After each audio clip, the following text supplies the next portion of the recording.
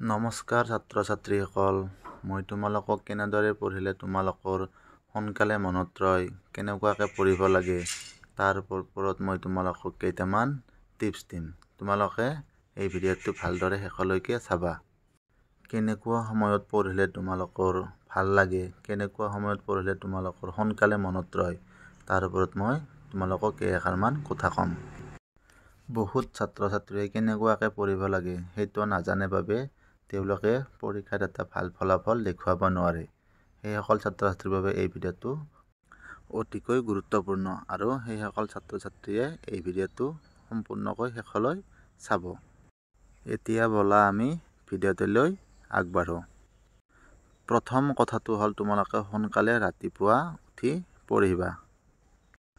তোমালোকৰ পঢ়াৰ এটা উত্তম উপায় হ'ল সদায় টেবুলত পঢ়িবা। তোমালোকে যেতিয়াই নপঢ়া কিয়, ৰাতিপুৱাই হওক বা আবেলিয়ে হওক বা ৰাতিয়ে হওক, তোমালোকে সদায় টেবুলতে কিতাপ পঢ়িবা। তেতিয়াহে তোমালোকৰ এনেদৰে পঢ়িলে তোমালোকৰ লাভ হ'ব। সেইবাবে তোমালোকে সদায় টেবুলত বহিহে তোমালোকে কিতাপ পঢ়িবা। টেবুলত বহি লিখিলে তোমালোকৰ হাতৰ আখৰো ধুনীয়া হয়। সেইবাবে তোমালোকে সদায় টেবুলতে পঢ়িবা। কিতাপ পঢ়াৰ একেবাৰে বেয়া লক্ষণটো হ'ল তোমালোকক ওপৰত দেখুওৱা ছবিটোৰ দৰে তোমালোকে কেতিয়াও কিতাপ নপঢ়িবা।